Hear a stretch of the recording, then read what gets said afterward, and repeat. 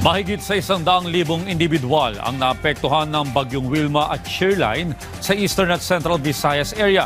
Ayon sa Office of Civil Defense, mabilis naman ang pagtugon ng mga ahensya sa pangailangan ng mga biktima dahil nakaposisyon na ang relief goods bago pa man tumama ang bagyo.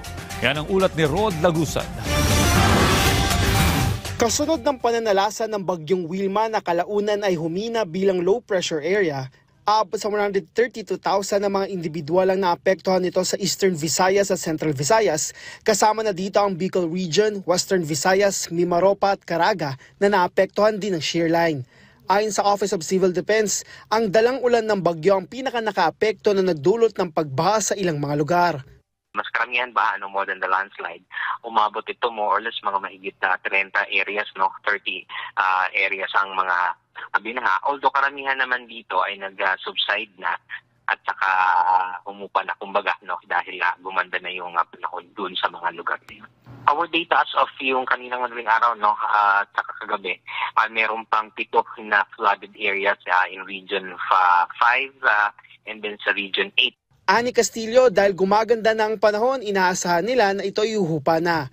Base sa datos ng OCD, nasa 13,000 ang naitala na nagtungo sa mga evacuation center, habang may karagdagang 8,000 na lumikas sa kanilang mga kaanak at kaibigan na inaasahan na magsisibalikan na sa kanilang mga tahanan.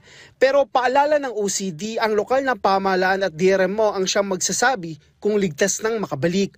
Una nang nakahanda ang mga relief goods para sa mga apektadong lugar. Nakapreposisyon tayo dito, ang NDMC, iba't ibang ahensya, specifically kung food, yung ating kagawaran, yung DSWD.